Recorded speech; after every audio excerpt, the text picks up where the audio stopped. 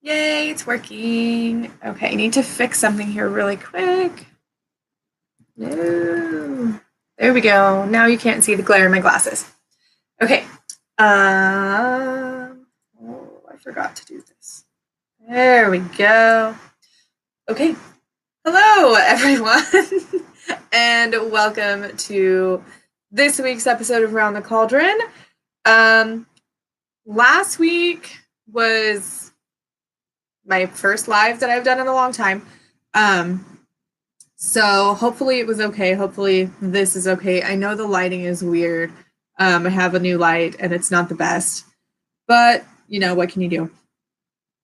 So last week we talked about purity culture.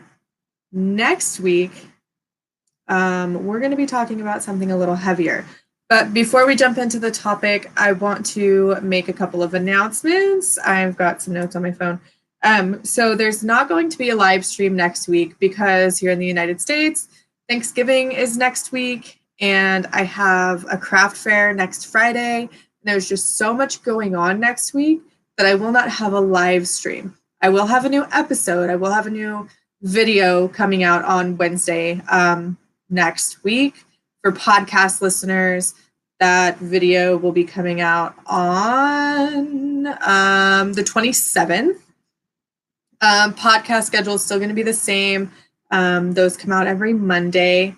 And then my next announcement is that I'm still working on that giveaway for next month. So stay tuned. Keep an eye out here on YouTube and on any of the other social media platforms. All the links are in the description and in the show notes. I will be doing a giveaway next month. So it's December of 2019 if you're time traveling and listening to this at a later date. But next month, my podcast, Round the Cauldron, turns 1 year old. And I'm going to be doing like a celebration and all kinds of things. My boyfriend is actually working on the giveaway prize. He is making it for me. So that's going to be exciting. And when it's all done, I will show you. It's not ready yet. And I'm not going to tell you what it is or give you any hints because I'm just not going to. So let's get into today's episode. I wanted to do something a little different and a little more fun, I guess, since I'm going to be taking it easy next week. There are some questions going around in the pagan YouTube community. I got them from Cosmic Crow, Little Cosmic Crow, I think it was. I will link to them in the description and in the show notes too. But basically, it is a list of 15 questions for me to answer and go from there. It's sort of like a get to know your witchy person. So let's get started with it, I guess.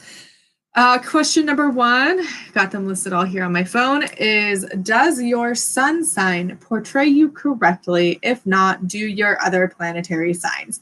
So I'm a Scorpio.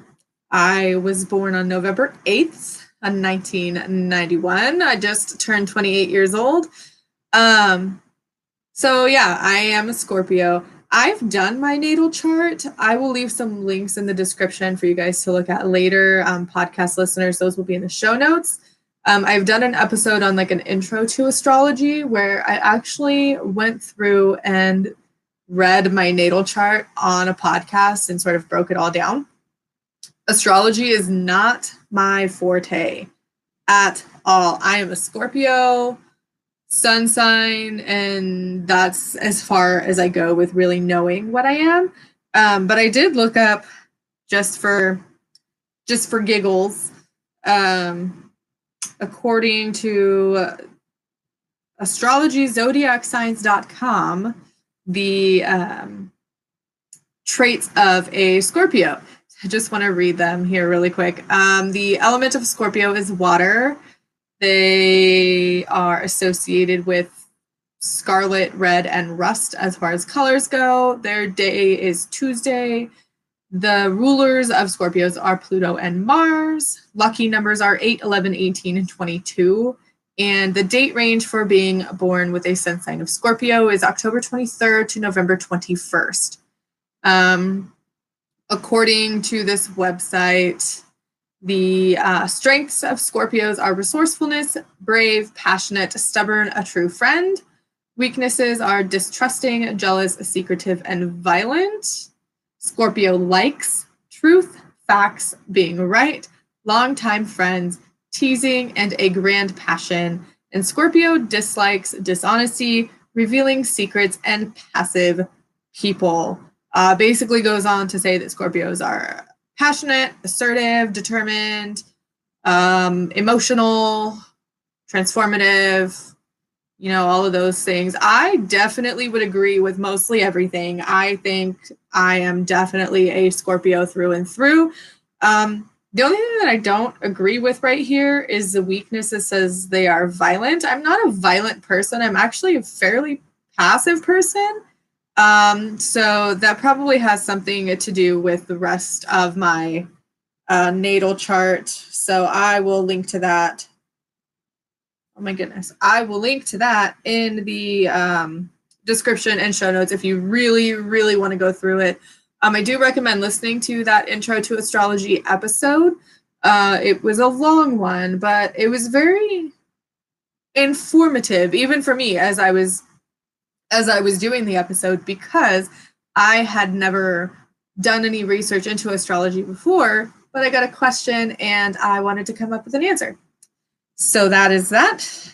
And let's see, what is question number 2? What songs bring you the most magical vibes? Okay, so I am a Celtic pagan. I love Celtic music. I love the ambiance and the feeling that they give me. It's almost like a sense of nostalgia. But I love Celtic music. I really enjoy music from Dave the Bard. I will list anybody that I say specifically in the description and in the show notes. Dave the Bard, Erutan, which I love for 2 reasons. Their music is beautiful and they have a beautiful voice, but also their name, Erutan, is nature spelled backwards, and it's just great. I also like songs by Celtic women, I forget. And yeah, there's so many. I'll put links in the description for all different kinds of musicians and artists and bands. But really anything that is very grounding or very earthy sounding, I really enjoy. And then there are some songs that are chants. There are some by Kellyanna and I think Lorena McKennett. I feel really bad for not remembering the names, but honestly, when I listen to music, I plug in my Pandora and I just put it on shuffle or whatever the station is, and I just let it go and I just listen to it. I don't use a lot of music in my practice, so there's not really anything that I could say, yes, during a ritual, I play this specific song or I have this specific playlist. That just, it doesn't work well for me. So that's not something that I have ever done. I do enjoy like the direction song and all of the chants. I think what I might do, I might create a playlist on Spotify and link that in the description and the show notes. That sounds like a good idea. I might actually do that. Don't hold your breath because I'm busy, but that sounded rude. Sorry, that's not what I mean. I will do it eventually, and I will leave it in the description and in the show notes, and I will probably put it in future episodes too, because that's something that a lot of people really don't have. That's a common question that I see on different Wiccan and pagan communities is what kind of music do you listen to? What songs do you recommend for Yule or Samhain or Imbolc? And, what meditation music do you recommend? So I think that's a really good idea. I think I'm going to do that. So let's move on to question number 3. Which one of your deities, guides, ancestors is most sarcastic with you? If this doesn't apply to you, which of your tarot oracle decks is? So, funny story. I think she would be okay with me sharing this. I worship the Celtic goddess Brigid. And she is amazing. But she is like a mother figure, I guess. And she takes things seriously, but not too seriously. So a couple weeks ago, but I want to say about 2 or 3 weeks ago, I was getting ready to light my candles on my altar. I do it for her every morning. I either light candles or incense as an offering to her. I was getting ready to do that, and I'm just muttering to myself, trying to think of everything also that I need to get done for the day. And I wasn't really being 100% mindful of what I was doing, that's not a good practice to have, especially if you're giving an offering and you're thinking of everything else that you have to do for the day. Yeah, don't do that. I don't recommend it. But I was getting ready to light the candles for her and talking about how my altar area was just a mess and there was incense ash everywhere and it just needed to be cleaned. And I'm just muttering to myself. And I go to light the candles and my lighter doesn't work. So, it's one of those clickers, one of the long like barbecue lighters. So I go to light it and it doesn't work. And I think, okay, maybe I just need to do it again. So I did it 2 more times. And so for a total of 3 times, it wouldn't work. And so I stopped what I was doing. And I know this lighter isn't old. I know it works. I've never had an issue with it not working before. So I stop what I'm doing. I refocus myself and I think about what it is that I'm doing. And I realize that she is telling me, hey, you need to pay attention to what you're doing. What are you doing and why are you doing it? So I stop and I apologize and I say, I will clean my altar area tomorrow. I promise. And I recenter myself. And then next, I go to light the candles again. First try, I have a fire and it's lit and I can light my candles. So I think that is kind of like a snarky, sarcastic thing. But I don't think it's something that's done with an ill intention, or I know it's not something that's done with an ill intention. She was trying to pull me back into myself or out of myself so that I would be mindful and focus on what it was that I was doing, because I wasn't paying attention. I was going through the motions and I was doing it because at that point it had become routine and that's just what I was doing. And she used that as a way to say, hey, snap out of it. What are you doing? You need to pay attention. This is important and you need to pay attention to what it is that you're doing and not just go through the motions and make it routine. So that's that. I got a good laugh out of it because I realized that I was not doing it the way that I had said I would. My boyfriend thought it was funny. And he is agnostic. He doesn't worship any gods. So that's that. And she's the only goddess that I currently actively worship. I'm one of those people that have never actively sought out my spirit guides, and I haven't worked with ancestors before because that's a difficult, completely separate thing. But I have never actively looked for my spirit guides, so I can't say anything as far as that goes. But as far as deities, yeah, that is Brigid for you, or for me anyway. Let's see. Question number 4. What is your biggest witchy mess up or misinterpretation? Honestly, if you have watched my videos for a while or listened to my podcast, you probably know that I don't actually practice magic that often. It for a couple of different reasons, but I don't know if I can think of one off of the top of my head. And somebody just recently asked me this question too. The wonderful ladies over from the Friends Fascinated podcast. I will link to them in the description and the show notes too. They recently interviewed me for the episode that they just did, and they asked me the same question, but I couldn't come up with an answer, probably because I don't practice magic that often. I don't cast a lot of spells. I use affirmations and chants, but nothing major. Yeah, I mean, I've never accidentally lit anything else on fire.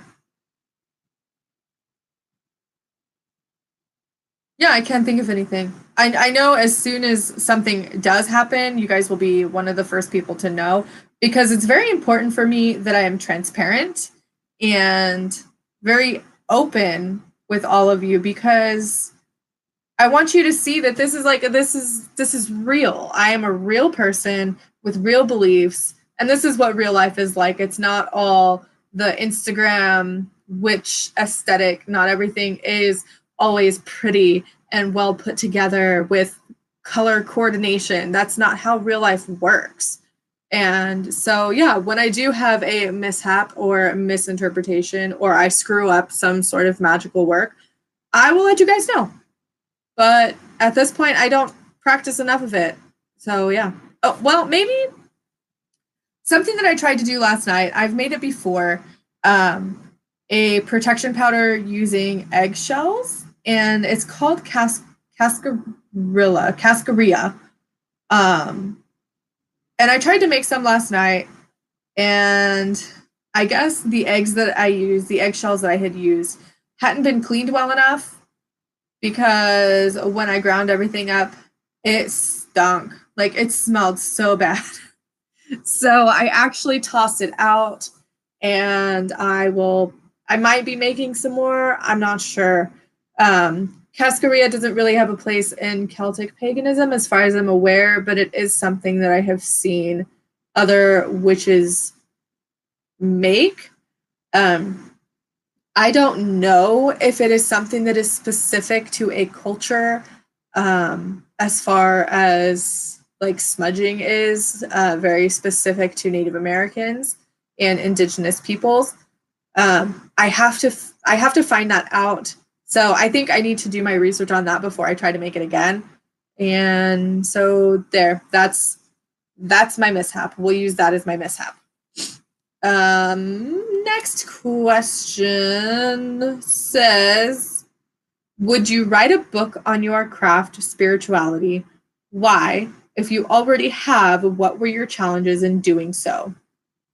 Okay, so let me fix this because this is bothering me. Better. Okay, so would you write a book on your spirituality? Why? And if so, what are the challenges? I am actually in the process of writing 2 books. The first one, I wanted to create a sort of Wicca workbook, because when I first started practicing Wicca and even just researching Wicca, there weren't a lot of resources out there that were readily available that actually had you do the work and look into and do research on your own. A lot of it is like just a regurgitation of basic information that you can find pretty much anywhere. And a lot of books on Wicca don't cite their sources for any of the information that they pass off as fact. And that is a big problem for me. Scorpio, but I'm working on that. I've been working on that for a while. I'm also working on another one as a like tarot guidebook. So if you are subscribed to my YouTube channel and you've seen my other series that I'm doing, videos come out every Friday, Talk Tarot with me. I am going through each card and really giving just a basic rundown of what the card means, the symbols involved, and keywords for the upright and reverse positions, just to sort of, help people out. I know there's a ton of information out there on tarot cards and their meanings, but depending on how you read tarot, it's all subjective to the person that's doing the reading of the cards. So those are the two that I'm working on. And I'd say my biggest challenges are finding the time to actually write. I know here lately, I have felt like I haven't had the time to write because I have so much going on. We're getting into the holiday season. I quit my job that gave us more financial security so I could pursue the things that I am happy about and the things that I enjoy doing, like this podcast and crafting and doing freelance work. But that involves me making my own schedule, and that's honestly something I've never really had to do before. Okay, so I did have to do it once when I was in college. I worked for this company as an independent contractor, essentially, and I had to go and show product at people's houses and take orders and do things like that. So I basically made my own schedule, but it was nothing this intense. Or this complex, I guess you could say, because I have several different things that I have to do on a weekly basis, and I really have to come up with my own schedule. And I'm still trying to figure out how to find the right balance. So that has been the biggest struggle for me in continuing to write these books and the workbooks and come up with the exercises and the practices in each chapter. And yeah, it's difficult. And even right now, it's November, I'm trying to do NaNoWriMo, National Novel Writing Month, because I'm also working on a fiction novel. But I am not consistent in my writing because there's so many other things that I am doing regularly. And that's really something going into the new year that I want to set a goal for myself for. If you listened last year for my revisiting 2018 episode, you'll know that I don't really like doing resolutions. But I'll talk more about goals and stuff for the new year as we get there. I mean, it's November. It's too soon for my brain to even think about my goals for the year 2020. But those are the biggest challenges that I've had in writing my books. So the next question says, if someone wanted to summon you to their circle, what 5 items would they need? Coffee. Yarn, because I crochet.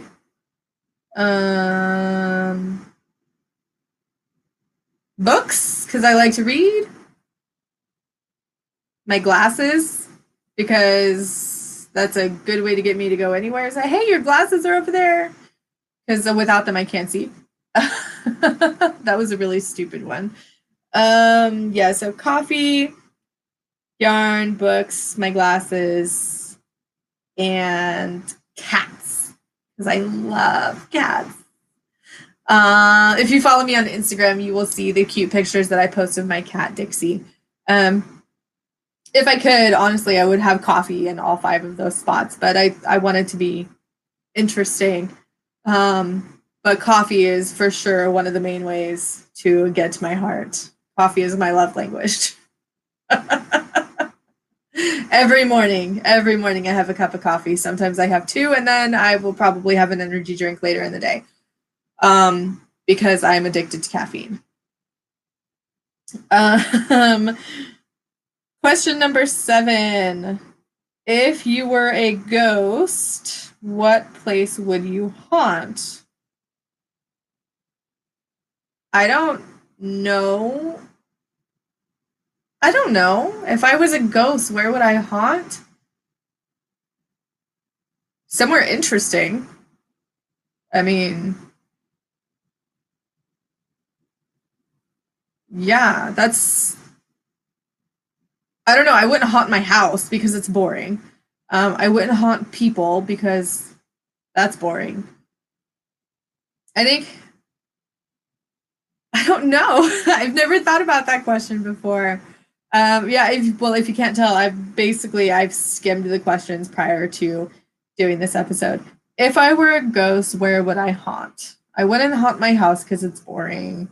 I would want to haunt somewhere interesting or somewhere that I could learn stuff.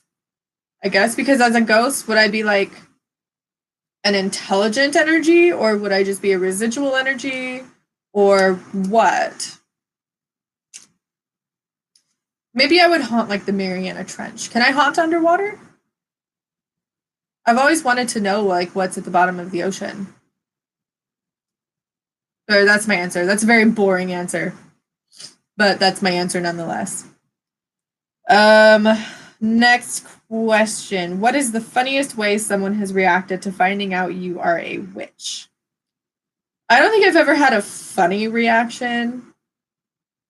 A lot of the time, I don't really talk about it. And if I wear my pentacle in public, I either get like, hey, I like your necklace, or I get, oh my God, you're a devil worshiper.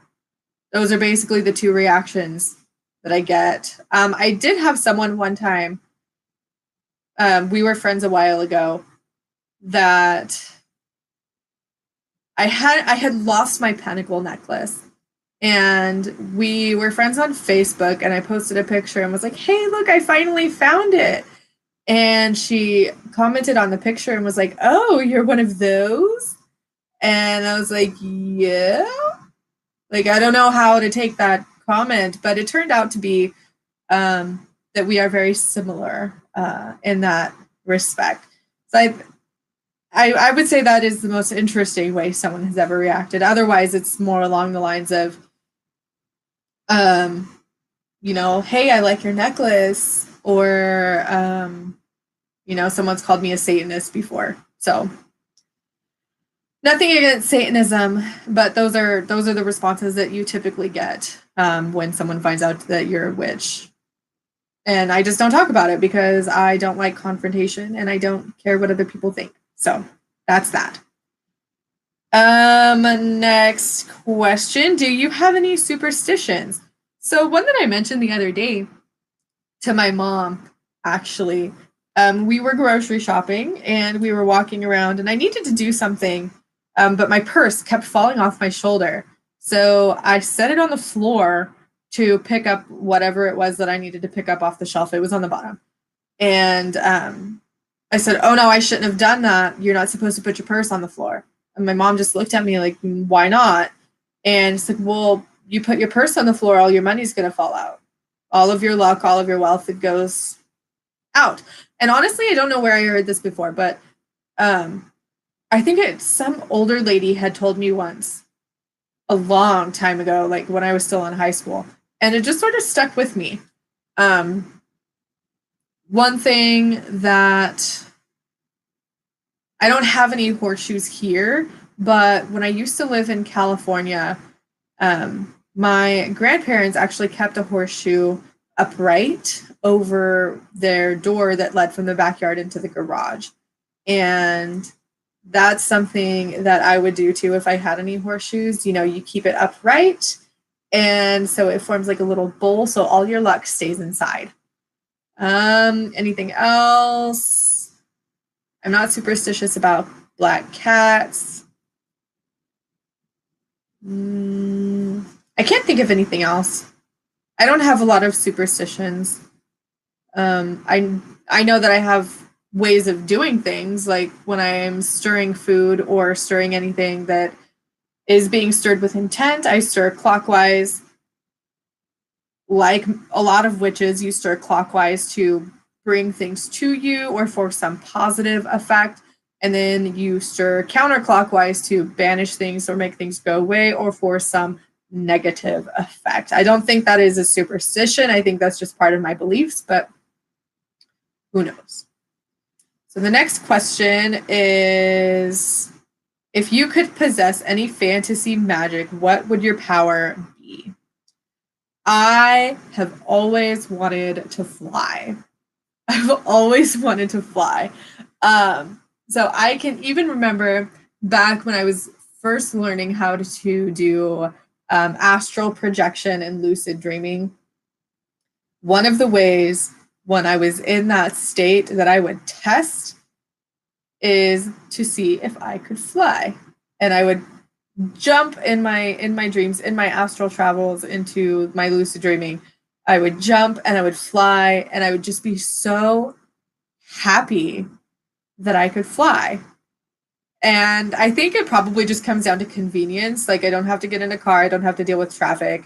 I would be able to see everything, and I don't know, I've always wanted to fly. But the downside to that is I'm afraid of heights. So I don't know how that would work. If I had to pick another one, I would probably pick being able to breathe underwater and survive the pressure, because mermaids have always been an interest for me. And the ocean is the one part of our world that is the least explored, because it's so hard. It's deep, and there's no oxygen for you to breathe down there, and there's so much pressure the further down that you go that you just can't survive. So it's just an unknown thing that is just so interesting, and I want to know all I can about it. So those would be my two choices. I know it said pick one, but I picked two: flying or breathing underwater. The next question: what is something random on your altar? Something random on my altar. Random things always end up on my altar because my altar space right now is just the top of my dresser. And when my boyfriend comes home from work, sometimes he sets his wallet there. My daughter will sometimes set things on top of it. So at any given point in time, there is always something random on my altar. I think right now a random thing that I'm keeping on my altar, it doesn't really serve a purpose, but I don't feel like I can take it off, is this decorative glass bowl that I have. And it's got some painted rocks in it. It's got my pendulums in it. It also has like a bobby pin and a key and some coins. Like, it's got a bunch of random shiny things in it. And it didn't start off that way. It started off as a bowl to hold my crystals and my pendulums.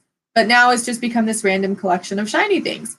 And I don't know why, but it's going to stay that way because I don't feel the need to take it off. I feel like if I were to take it off of my altar, that would be bad. I don't know why. Couldn't tell you why, but I'm going with my gut.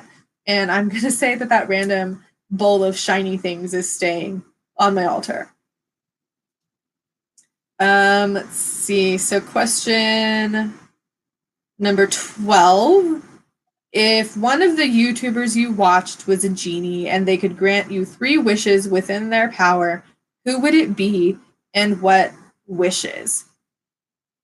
I can think of a couple, but the first one that comes to my mind is they're not a pagan YouTuber. They're not even a witchy YouTuber. It's actually Dr. Mike. I'll leave a link to their channel in the description below. Dr. Mike is obviously a doctor. He is a doctor in New York. He's a family practice doctor, but he has a YouTube channel that he goes in, he talks about different medical subjects. He answers different questions that he can. And he's really a very down-to-earth, personable doctor.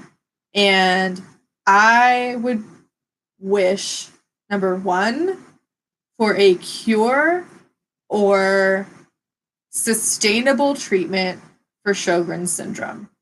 Why?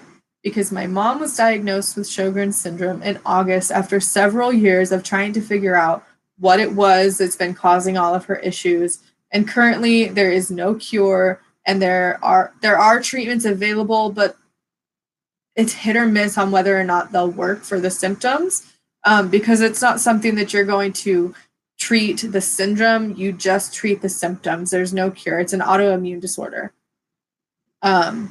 So wish number 1 would be for a cure for Sjogren's syndrome. Wish number 2 would be to end the stigma surrounding mental illness and mental health, and to allow for, I lost my train of thought. So end the stigma surrounding mental health and mental illness, and it's gone. I lost my train of thought. Be able to help the people that need help. Because I have major depressive disorder, generalized anxiety disorder, PTSD, and mild OCD. I've never felt a stigma for getting help because some of these mental illnesses are something that also run in my family, and I have seen family members deal with, and we've always been very open about our struggles. So I have a good support system, but not everyone does. And when I had my daughter, I was actually diagnosed with a severe form of postpartum depression. It wasn't as far as postpartum psychosis, because that's something completely different. But I had postpartum depression, and I was very, very open about my struggles and my experiences with postpartum depression to my family and my friends. And one of my friends actually ended up getting pregnant several months after I had my daughter. And she would ask me questions, and I would be honest with her. And she actually told me after her son was born that the reason she was able to recognize the symptoms in herself and get herself the help that she needed is because I was so open with my story and my experiences. And she said that me being open like that about those experiences helped her in a way that was just tremendous. And I love her so much. And if she's watching, hi, I love you. You know who you are. I'm not going to say names because that's just not something that I do. So that was 2 wishes. So I have a third wish. What would my third wish be? I don't know. My third wish, just to be a healthy person, I guess. Can I wish for that? It did say that you can't wish for any more wishes. So, I don't have any more wishes, but those are the sort of things that Dr. Mike would be able to grant for me if Dr. Mike was a genie. A cure for Sjogren's, to end the stigma surrounding mental health and mental illness, and to help me be a healthier person. I'm sorry, those have absolutely nothing to do with paganism and witchcraft, but I'm happy with where I am on my path and my journey right now. So I had to go with something else. If anything, hopefully you learned a little bit about Sjogren's syndrome and my experience with postpartum depression. Number 13, if you could instantly become an expert in any part of your craft or spirituality, what would it be? I would love to become an expert in herbs.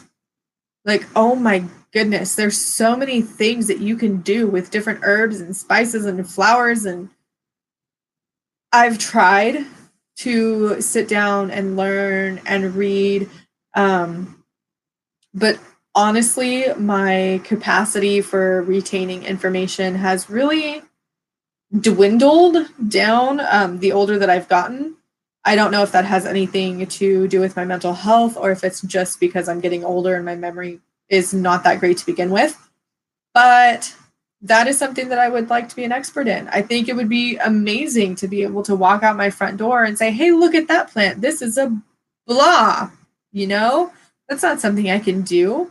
That's not something I've ever been able to do. And so I think that would be a really cool skill to have, a really good thing to be an expert in as far as like witchcraft goes. On the flip side of that, something else that I would like to be an expert in is the history and mythology and theology of the ancient Celtic people. It would be really cool if I could just snap my fingers and instantly know for sure everything that the ancient Celtic people did to worship their gods or their deities or the land spirits, to know the history, but I can't. But I would like to. That's another thing. That's actually something that I am actively learning, especially because I worship a Celtic goddess. It's just really hard because of all of the information. All of the information isn't actively available, so that's difficult. Question number 14. When you die, what do you think will happen to you or your soul? So I believe in reincarnation. I believe that once I die, I will go to the ether. And then from there, I will decide what the next step is for my soul on my soul's journey through all of the lessons that it needs to learn to attain spiritual enlightenment. It's not something that I've really thought a lot about. I do know that death is just a part of the cycle of life, but death is not the end of it. And that's that. I know there's a lot of Wiccans out there who believe in a Summerland. I'm not sure if that's exactly what I believe in. I do believe that there is a sort of underworld where spirits go, where souls go to either rest or stay, depending on where they are in their journey as a soul. But that's really about as far as I've gotten with my beliefs in that aspect. So last question is, where do you see yourself spiritually in the next 5 years? So I don't know. In the next 5 years, I see myself growing my website, growing my online presence to really help more people. I know it says, where do you see yourself, like your spirituality in the next 5 years? But doing this is a part of my spirituality because I have taken on the role myself as I don't want to say teacher because I'm not actively teaching anyone anything. Maybe like an educator, maybe like a mentor. I don't know how to describe it, but I've taken on this active role for myself. So doing what I do is part of my spirituality, and it is part of my worship actually to Lady Bridget in a completely separate form. It didn't start out this way. I started doing what I'm doing because of a lot of misinformation that's out there. But it's completely changed. Well, not completely, it's changed a little bit. As far as spirituality goes, I see myself in the future possibly dedicating myself to Lady Bridget. That is a very big step, and it's not something that I will take lightly. I see myself growing my tarot practice and just growing spiritually as a person and being more in tune with the world around me, being more in tune with the gods and goddesses of the Celtic pantheon, and just thriving as a spiritual being. That is what I wish for myself in the next 5 years of my spirituality. So yeah, that was all 15 questions, and I am at almost 45 minutes as far as video goes. I didn't think this was going to be that long. Hopefully you enjoyed it. Hopefully it's not something that's super duper boring for you. But next week, I will be back with a topic that surrounds Native Americans, indigenous cultures, and why we should not be whitewashing our history. And it's fitting that this is coming around the time of Thanksgiving, and I did that on purpose. So until next time, everyone, Make sure that you're following me on all of my social medias, Facebook and Instagram at Round the Cauldron, Twitter at Round the Cauldron without the D. If you enjoy the show and you like what I do and you want to help support the show, you can do that for as little as $1 a month at patreon.com/roundthecauldron. You get patron-only content, exclusive podcast episodes, videos before they go live. Depending on what tier you're in, you get sneak peeks of books that I'm writing, guided meditations, crochet patterns, all kinds of awesomeness, just for helping to support what I'm doing here at Round the Cauldron. So until next time, everyone, bye for now.